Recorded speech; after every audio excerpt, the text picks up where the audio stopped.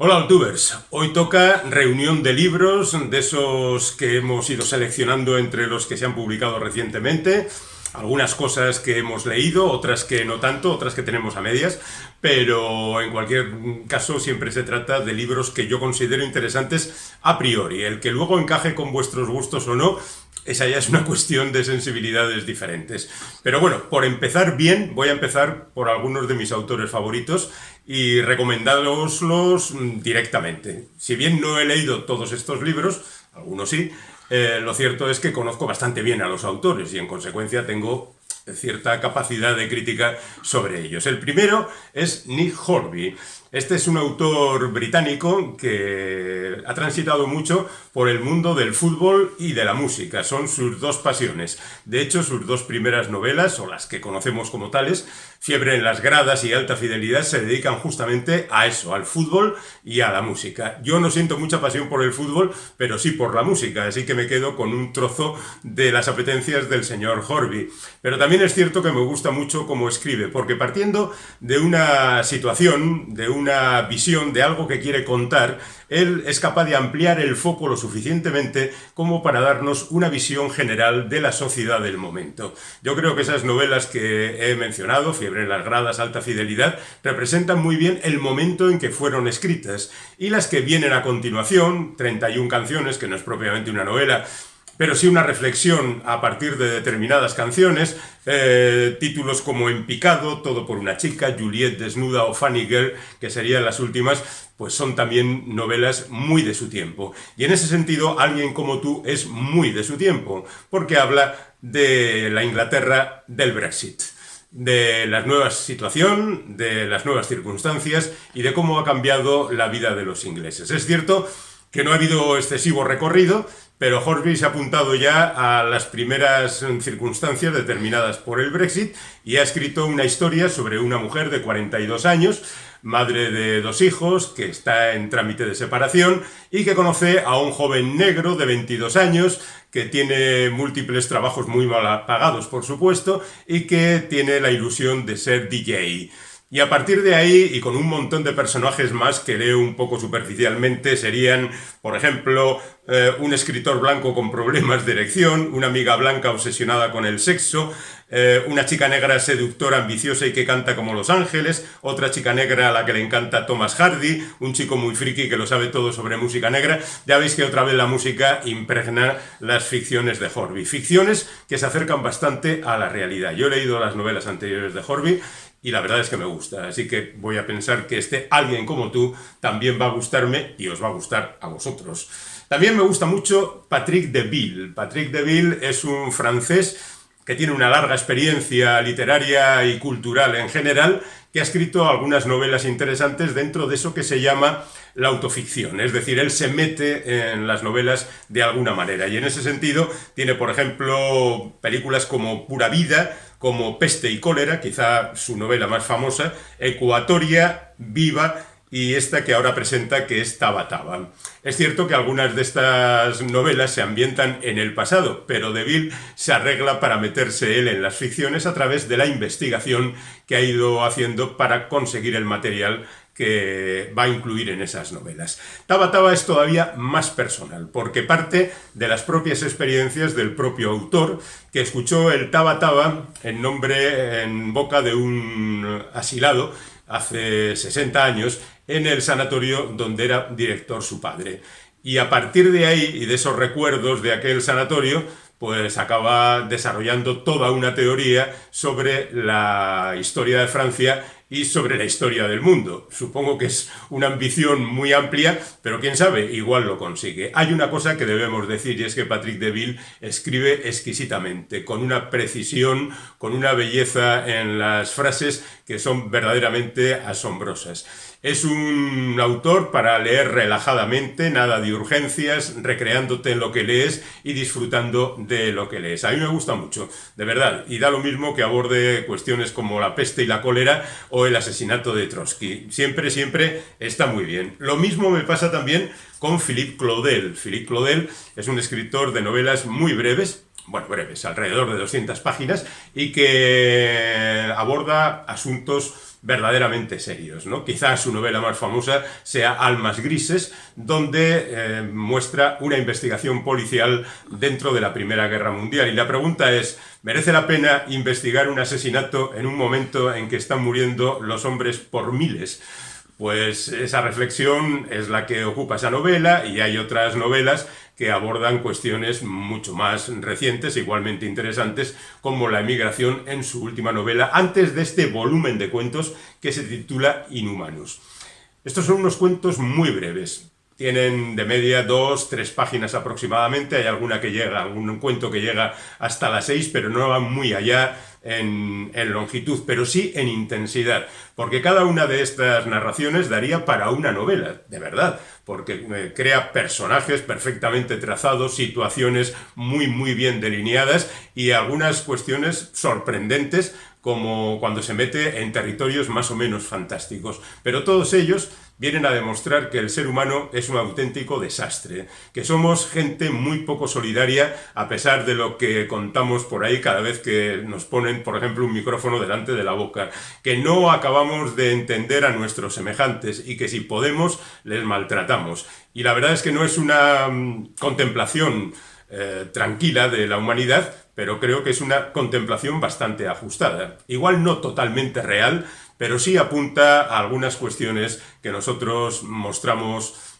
a veces no en público, pero sí en privado. Me gusta mucho Philippe Claudel y por eso lo recomiendo aquí. Lo mismo puedo decir de Stanisław Lem, el gran escritor polaco que murió hace ya 20 años y dejó de escribir hace 40 porque no le entendían sus ficciones. Debo reconocer que yo a veces tampoco le entiendo, pero siempre quedo fascinado por sus escritos. Él se incluye dentro de eso que se llama ciencia ficción, pero él siempre decía que iba bastante más allá, y es cierto que va mucho más allá. Utiliza la ciencia ficción para hablarnos también de los seres humanos y de cómo nos comportamos, de cómo somos con nosotros y con nuestros semejantes, y hace un retrato no excesivamente complaciente. Estamos en el centenario de Stanisław Lem y por eso se ha publicado ahora El profesor A. Donda. Esta es una novela inédita que nunca se había publicado en castellano de este autor. Y también debemos reconocer que no es la mejor de esta novela, que es así de breve, ya la he leído, debo reconocer que no es la mejor de Stanisław Lem. Si queréis empezar con Stanisław Lem, iros pues un poco a las obras canónicas, Solaris, por ejemplo, La investigación, Memorias encontradas en una bañera. Hay muchas de ellas publicadas en Impedimenta, que está recogiendo la obra de este escritor y que nos deja ediciones impagables de obras que habían desaparecido del mercado. Bueno, en cualquier caso, si bien no es esta una de las grandes novelas de Stanisław Lem, sí hay que decir que es una novela de Stanisław Lem y que tiene como consecuencia esos detalles que han hecho famoso a este escritor. Y por si fuera poco, es una de las aventuras de Ihon Tichy, que es ese astronauta, casi el personaje modelo de la mayor parte de las ficciones de Stanisław Lem, que es un ser sorprendido por lo que encuentra allá, más allá de las estrellas e incluso en la Tierra cuando regresa. Y ya que estamos en el centenario de Stanisław Lem, pues yo creo que podemos recomendar este Lem, una vida que no es de este mundo, que es una biografía de Stanisław Lem.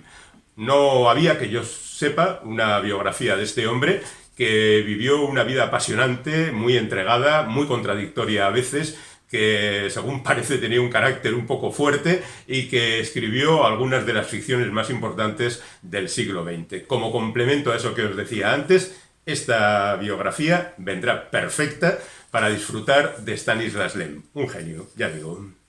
De vez en cuando, entre tanta gente conocida, conviene meter algún autor desconocido que en esta ocasión sí hemos leído. Es el caso de Rumaan Alam y Dejar el mundo atrás, una novela algo apocalíptica que estaría en la línea de libros también recientes de las que ya os hemos hablado en este canal, como por ejemplo Los extraños de Jon Bilbao o la última novela de Amin Maalouf o también la última novela de Don DeLillo, que atisban una catástrofe ahí a la vuelta de la esquina, pero como no saben exactamente en qué consiste, pues deciden no explicitarla en sus novelas. Esta es una novela sobre una familia, matrimonio, 2 hijos, que van a una casa de veraneo intuyendo que en la ciudad que dejan atrás está pasando algo raro, pero no quieren ni enterarse. Llegan allí y esa misma noche se presenta allí otra pareja, en esta ocasión gente de color, que les dice que son los dueños de la casa y que vienen aquí porque algo está pasando allí en la ciudad que tampoco saben exactamente lo que es y que, bueno, puesto que esa casa es suya, suponen que no les va a incordiar que vayan a vivir allí, aunque sea por una noche. Las cosas evidentemente se complicarán, el misterio seguirá adelante, qué es lo que pasa, qué ocurre en la ciudad. Hay aviones que sobrevuelan la casa, hay sensaciones extrañas en el bosque que la rodean. Bueno, es una novela que juega un poco con la ciencia ficción y también un poco con el misterio. Estaría en línea de, por ejemplo, en Night Shyamalan, el director del Sexto Sentido, en películas como, por ejemplo, El Bosque, que crea esa sensación de irrealidad que poco a poco se va concretando. Pero bueno, no esperen mucha concreción en este libro. A mí me ha gustado, porque es un libro que va directamente a las cosas que tiene que contar, lo hace con gran detalle y si deja incógnitas en el aire, pues es porque el autor tenía intención de hacerlo. Una breve nota simplemente para decir que hay un nuevo libro de Cixin Liu, que es el autor chino de ciencia ficción más famoso en estos momentos, el autor de la trilogía del problema de los tres cuerpos y de algunos relatos más, que se ha convertido, sin duda alguna, en alguien muy apreciado por los lectores de la ciencia ficción, porque Ediciones B no hace más que publicar libros suyos. Esta es una recopilación de relatos en la que supongo que habrá de todo, pero también debo recordar que, por ejemplo, en referencia al problema de los tres cuerpos, había canibalizado dos de los cuentos de Cixin Liu que habían aparecido en una antología y que recuerdo que me gustaron más como cuentos que con su inclusión luego dentro de la novela. Así que hay que prestar mucha atención porque ya digo siempre que la ciencia ficción es sobre todo un género de cuentos. Vamos ahora con un cuento muy pequeño. En realidad no es un cuento, sino que es un pequeño ensayo de Benjamin Labatut. De este autor os recomendábamos hace unos meses un libro muy aconsejable que se titulaba y se titula Un verdor terrible, y en él se contenían 5 relatos relacionados con la ciencia. Hablaba de grandes descubrimientos, de grandes descubridores, de gente que había creado la ciencia tal y como la conocemos ahora, y daba una visión diferente de cómo son los investigadores y qué ocurría en concreto con esos personajes. Es pues Benjamin Labatut un autor al que hay que seguir. Así que me he encontrado con este librillo de 70 páginas así de pequeño y me lo he leído de una sentada. Incluye, digamos, 2 ensayos. En uno de ellos trata de relacionar la ficción a través de la mitología de Lovecraft o los delirios de Philip K. Dick con la ciencia, con descubrimientos científicos. Es verdad que resulta difícil explicar científicamente pues las idas y venidas del tiempo de Philip K. Dick o los horrores insondables del universo que presenta Lovecraft, pero Benjamin lo consigue. Y me ha parecido más interesante el segundo de los ensayos, que es casi un cuento en el que cuenta algo que él dice que es verdad, que después de la publicación de Un verdor terrible tuvo mucha correspondencia con lectores y que hubo una lectora que le decía que había copiado sus novelas. Entonces, bueno, él nunca se puso en contacto con ella, pero fue siguiéndole la pista y fue descubriendo cosas verdaderamente inquietantes acerca de si verdaderamente estamos viviendo en Matrix o estamos viviendo en el mundo real. Y si esos locos que nos parecen de entrada con sus propuestas fantásticas y descabelladas no tendrán razón en definitiva y el mundo en el que vivimos pues tiene algunos agujeros por el que se escapan las cosas. El libro que presento ahora, no conozco a su autor, Rupert Ranke, pero sí conozco a quien lo ha hecho posible, que se llama Rodrigo Rey Rosa, un escritor guatemalteco que ha vivido mucho tiempo en casa de Paul Bowles, en el norte de África, y que fue apadrinado por él y que después ha seguido una carrera verdaderamente coherente. A mí es un escritor que me gusta mucho. Debo reconocer que igual hace 2 novelas que no le he leído, pero en líneas generales su literatura me gusta. Y cuenta la historia de cómo, estando en Atenas, y con una amiga descubrió un manuscrito, este manuscrito hallado en la calle Sócrates. Y lo que se publica aquí es, por un lado, la experiencia de Rodrigo Rey Rosa y por otro lado también el manuscrito de este misterioso Rupert Ranke, que no sabemos quién es, pero que cuenta también una historia relacionada con la Grecia clásica, con un historiador y con alguien que le pone cerca una obra artística de supuesto inmenso valor. Y la relación con esa obra y con otros personajes es lo que cuenta la historia. No conozco la literatura de Ranke, pero si Rodrigo Rey Rosa dice que está bien, yo le voy a creer. Tenemos a Juan Bonilla, al que sí conocemos, por supuesto, sobre todo por una novela titulada Nadie conoce a nadie, que se publicó hace 25 años, que tuvo después una película hecha por Mateo Gil y que contaba un thriller ambientado en la madrugada sevillana. Seguramente recordarán esta historia. Bueno, pues ahora 25 años después, Juan Bonilla lo que hace es escribir Nadie contra nadie, nadie conoce a, borrado, nadie, nadie contra nadie, y escribe una reflexión, en clave narrativa por supuesto, acerca de cómo los fenómenos literarios y cinematográficos pueden influir en la vida. Desde luego en la suya sí ha influido, quizá en las de algunos lectores, y hace un repaso también por la historia de este tipo de fenómenos que en un momento determinado se han convertido en algo global y que han cambiado un poquito, aunque sea un poquito, la forma de las cosas. Bonilla es un escritor muy interesante, también es cierto que no ha tenido un éxito semejante a Nadie conoce a nadie desde hace mucho tiempo y quizá eso le haya hecho volver a su gran éxito, pero en cualquier caso yo creo que merece la pena tenerlo presente. Y luego tenemos aquí a Ricardo Menéndez Salmón, que es otro escritor de novelas muy breves, que llegó a la fama con una serie de títulos, bueno, pues suficientemente conocidos, como por ejemplo Panóptico, Los Arrebatados, La Noche Feroz, La Ofensa, seguramente su novela más famosa, Derrumbe, El Corrector, La luz es más antigua que el amor, en fin, podríamos seguir. Pero su último libro se titula Horda, y esta es una especulación futura hablando de un mundo al que seguramente vamos dirigidos, pero directamente. Él habla de los niños se han hecho con el poder, no necesariamente los niños físicos, las palabras han perdido su significado, se persigue cualquier manifestación verbal o escrita, es decir, un poco el mundo de 1984, el de un mundo feliz, un mundo futuro donde las cosas están prohibidas y tenemos que salir adelante como sea. Y aquí el protagonista emprende su camino, ese camino que siempre acompaña al héroe en las historias fantásticas, acompañado de un libro, un mono y la risa. La risa como disolvente de ese poder opresor que nos deja verdaderamente maltratados. Un mono, no sabemos qué significará el mono, pero un libro como detalle significativo de que es algo que puede liberarnos. Y presento aquí un libro bastante grueso de Francisco Pecoraro titulado La Avenida, que no es sino el repaso a la vida de unas gentes que viven en esa avenida que está un poco como fuera de los muros de la ciudad, donde vive gente de la más diversa condición y que es un análisis de cómo es esa gente. Reconozco que he leído muy poquito, apenas 30 páginas del comienzo, pero me ha fascinado la escritura de Pecoraro, un autor de esos que hacen muchas listas, que habla de una determinada cosa a través de múltiples ejemplos, que dice lo que es falso en las primeras páginas y lo que es real en la vida. Bueno, lo que a él le parece que es real y lo que a él le parece que es falso. Pero durante la lectura de estas páginas me he sentido como muy impulsado a seguir leyendo y como tal lo recomiendo. Quién sabe si a partir de la página 150 o 200 la cosa se hunde. Pero bueno, en cualquier caso, el principio por lo menos es muy estimulante. Tenemos más libros.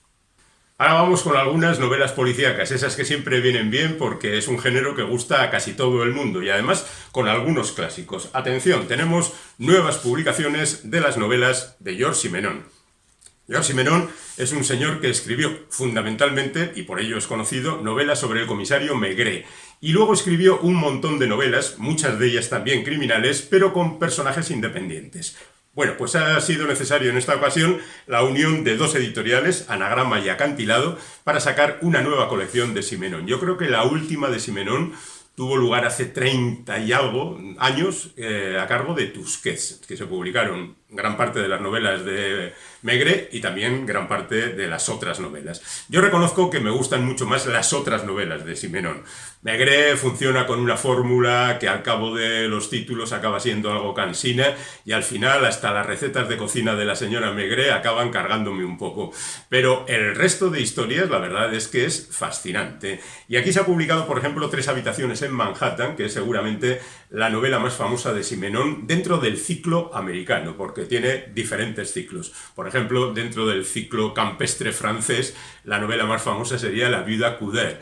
Pero en cualquier caso, 3 habitaciones en Manhattan, que es la que se ha publicado, y también esta otra novela, El fondo de la botella, pertenecen a la serie americana. 3 habitaciones en Manhattan es una novela criminal negra muy rara, que habla sobre todo de 2 personajes perdidos en la ciudad, sin solución para sus pesares y buscando solución como sea. Y una serie de personajes que les rodean que son a cual más interesante. Y en el caso del fondo de la botella, pues se traslada de Nueva York al sur de los Estados Unidos, a Texas, donde también una pareja tiene que hacer lo imposible para sobrevivir en unos terrenos desérticos donde, bueno, las cosas no son fáciles.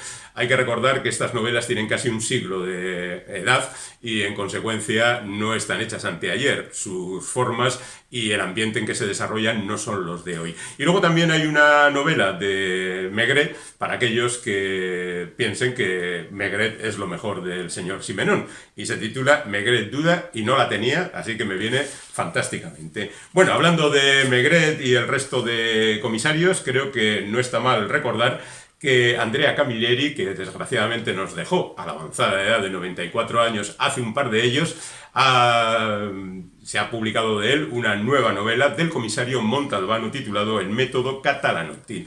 El comisario Montalbano, que recibe ese nombre en homenaje a Manuel Vázquez Montalbán, como seguramente sabe todo el mundo, es un personaje del que empezó a escribir Camilleri con una edad ya bastante avanzada, con 70 años aproximadamente, y ha protagonizado más de 30 intrigas que están generalmente muy bien. Pero como decía antes, con respecto a Maigret, las fórmulas acaban estancándose de alguna manera. No obstante, este es un libro perfecto para encontrarnos con el Montalbano de ahora mismo. Un tipo al borde de la jubilación, un tanto descreído, que tiene problemas amorosos porque su relación de toda la vida parece hacer aguas, entra una nueva mujer que le convierte en un ser un poco tonto a lo largo de unas cuantas páginas y al mismo tiempo tiene que aclarar un par de casos razonablemente complicados. Por supuesto, aparece toda la panoplia de personajes habituales, el recepcionista de la comisaría que habla rarísimo, el resto de policías que hacen las investigaciones y este hombre que se pasa la vida comiendo y bebiendo y preocupándose porque las dimensiones de su abdomen van creciendo. Otro clásico, el bueno de Arsène Lupin, que se ha hecho famoso gracias a una serie de televisión donde curiosamente el personaje original no aparece, aunque sí flota por encima de la idea de la serie. Bueno, pues este es el auténtico Arsène Lupin, escrito por Maurice Leblanc hace más tiempo que el Maigret de Simenon y que presenta ahora un libro inédito que no se había publicado hasta ahora, El último amor de Arsène Lupin, que seguramente no aportará nada nuevo, pero para los completistas vendrá muy bien. Por otra parte, ya sabéis que el bueno de Lupin es un ladrón de guante blanco, empeñado en hacer el bien, a pesar de que tenga que delinquir, incluso para conseguirlo. Y en punto a investigadores curiosos, pues tenemos aquí a nada menos que la reina Isabel II de Inglaterra, que en el Nudo Windsor, qué buen título, ya sabéis, el Nudo Windsor de las corbatas, decide investigar unos hechos preocupantes, ya que las investigaciones de Scotland Yard y del MI5 parecen apuntar a algunos de los miembros de la servidumbre de la dama. Ella decide investigar por su cuenta para saber qué es lo que ha ocurrido con ese enorme misterio que protagoniza la novela. La verdad es que es una novela ligera, divertida, quizá un poco larga para lo que cuenta, pero como tiene ese detalle tan de moda ahora de poner a personajes reales investigando cosas, pues a veces nos hace un poquito de gracia.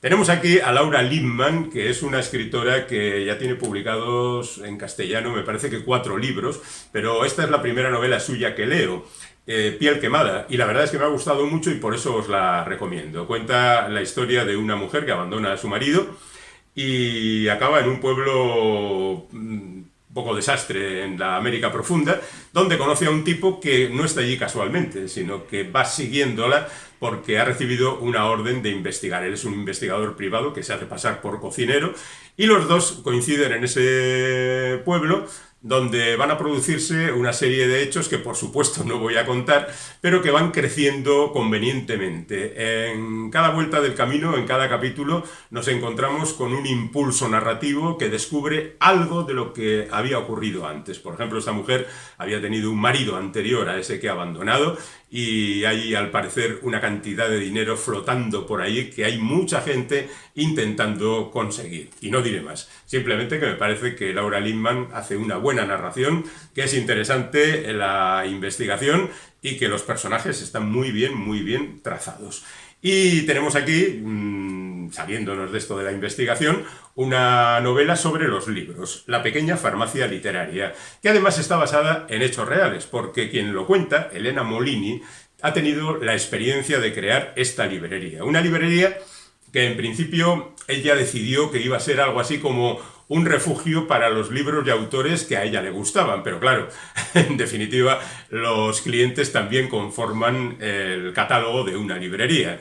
Y esta buena mujer acabó girando un poco la visión de las cosas hasta crear una especie de farmacia literaria donde ella era la farmacéutica que atendía a los clientes y si le venían con un determinado estado de ánimo le recetaba un libro. Que venías melancólico, pues te daba, yo que sé, los poemas de Rilke o algo por el estilo. Y si venías exuberante, pues depende de lo que quisieras. Si seguir exuberante o frenar un poco la exuberancia, ella te recomendaba una lectura o la otra. Lo cierto es que la librería existe, que está en Florencia y que todavía funciona. Así que, bueno, debemos alegrarnos de que un experimento de este tipo haya tenido éxito y no solo eso, que nos lo cuenten en un libro como es este, La pequeña farmacia literaria, al que supongo, no lo he leído, repleto de anécdotas divertidas con clientes dispuestos a llevarse a casa absolutamente el libro más aconsejable para cada momento, que es lo que pretendemos también aquí. Recomendamos un montón de libros para que vosotros cojáis aquel que más os interese. Y vamos con nuestra última tanda literaria, con libros como Estar aquí es espléndido, La vida de Paula M. Becker, de Marie Darrieussecq. Voy aclarando, Marie Darrieussecq es una escritora que, nacida en Bayona, triunfó extraordinariamente con su primer libro titulado Marranadas. Ya era un título bastante provocativo y la verdad, aunque no era tan impactante como el título, lo cierto es que gustó mucho. Esta mujer ha seguido escribiendo libros, muchos de ellos se han traducido al castellano y la verdad es que no han tenido tanta repercusión como aquel Marranadas, cosas de la promoción, del marketing y de los gustos de los lectores. Y ahora nos la encontramos de nuevo, yo también le había perdido la pista, nos la encontramos con esta vida de Paula M. Becker. El M es de Modersohn y corresponde al nombre del marido de esta pintora, que a finales del siglo XIX y principios del XX formó algún pequeño escándalo por incluir pinturas como esta de la portada, mujeres desnudas, mujeres embarazadas, que no era precisamente lo que se llevaba en la época. Es cierto que estaba influenciada por los impresionistas y que tuvo un relativo éxito. Estuvo casada con Modersohn, pero la verdad es que su relación era un tanto distante. Y por otra parte se dedicó a seguir trabajando y a conocer a la crème cultural de la época. De hecho, Estar aquí es espléndido es parte de un poema de Rilke y con él trabó relación y conoció a la gente de la época. Y lo que ha hecho Marie Darrieussecq en brevísimos capítulos, a veces de apenas unas pocas líneas, ir trazando de manera impresionista, por supuesto, ir trazando la trayectoria de esta mujer, que murió con 32 años y que dejó una obra verdaderamente interesante. Pero como tantas veces ocurre, pues su nombre no ha trascendido y no ha llegado hasta la posteridad en círculos que no sean los muy especializados. Así que esta es una buena oportunidad para conocer a Paula Modersohn Becker, en la pluma de Marie Darrieussecq. Nos vamos ahora con Susanna Clarke, que es una autora que hace 20 años aproximadamente triunfó de manera espectacular con Jonathan Strange y el señor Norrell. Bueno, no tanto como 20 años, pero sí 16. Y aquella monumental novela fantástica le costó, al parecer, pues una especie de crisis, porque se convirtió en un fenómeno literario, algo muy aplaudido por prácticamente todo el mundo, y a ella le bloqueó, de manera que no ha conseguido hasta fecha reciente salir adelante. De hecho, su nueva novela, Piranesi, ya veis que es verdaderamente corta, unas 250 páginas, que nos cuenta, bueno, pues la casa de Piranesi, un personaje real, donde sus habitaciones son misteriosas, monumentales, llenas de estatuas, pasillos interminables, un mundo que se va descubriendo a través de la novela y que tiene que ver mucho con el arte, con la cultura, una especie de repaso a muchos siglos de cultura que están concentrados y no están tan desparramados con aquella, como en aquel caso de Jonathan Strange, del que, por cierto, novela de la que hay también una versión cinematográfica que la verdad no gustó nada y pasó prácticamente desapercibida. Entonces, si os gustó aquel libro, yo creo que este Piranesi os va a gustar todavía más. Lo digo porque se lee antes y eso siempre es bueno. Ahora tengo dos libros muy curiosos, de alguna manera emparentados y que, en principio, los autores no tienen nada que ver. Por un lado tenemos a Julia Navarro, que es una escritora de bestsellers, que ha escrito montones de libros, como por ejemplo La Hermandad de la Sábana Santa, Dime quién soy, Historia de un canalla, Dispara, yo ya estoy muerto, novelas que son bestsellers y que recorren la historia de Europa principalmente a lo largo del último siglo, con historias entrelazadas de personajes que van apareciendo y desapareciendo. En esta ocasión Julia se ha metido con el conflicto de Oriente Medio y lo hace a través de dos personajes razonablemente enfrentados, cuyas vidas va contando a través de diferentes capítulos que van saltando de uno a otro. Por una parte tenemos a un árabe que está en París y que está preparando una serie de atentados, y por otra parte tenemos a un judío que en principio no lo era porque nació como cristiano en Líbano, después pasó mucho tiempo en París y cuando por fin murió su padre, su madre investigó y descubrió que eran judíos, entonces vuelve a Israel, no se siente cómodo.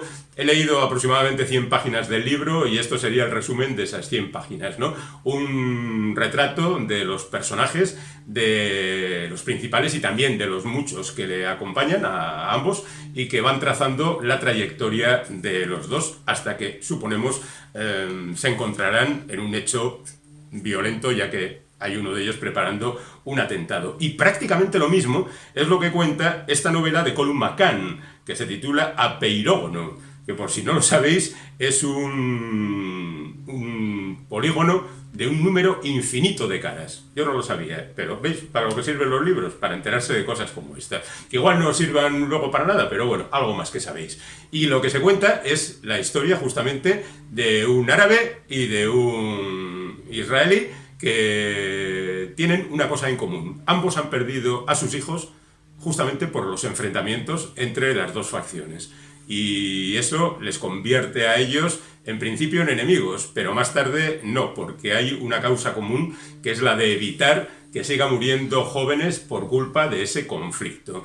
La narrativa de McCann, a diferencia de Julia Navarro, es más elaborada literariamente y, por ejemplo, tiene una sucesión de capítulos que van del 1 al 50, luego hay una especie de intermedio y luego baja del 50 hasta el 1. En capítulos a veces, pues ya veis, 3 líneas, en otras una simplemente y en otras mucho más amplias. Bueno, a capricho y necesidad de lo que cuentan las cosas. Bueno, pues aquí tenéis dos libros que hablan justamente del conflicto en Oriente Medio, que parece que siempre es interesante revisar, aunque sea desde posiciones diferentes, como ocurre en estos dos libros. Para los amantes de la novela histórica, pues tenemos aquí La hija de las mareas de Pilar Sánchez Vicente, que es una escritora asturiana que está especializada en este tipo de narraciones, ha publicado ya unos cuantos libros como La diosa contra Roma, La muerte es mía y sobre todo Mujeres errantes, que es la que más fama le dio, y que ahora aborda la historia de una mujer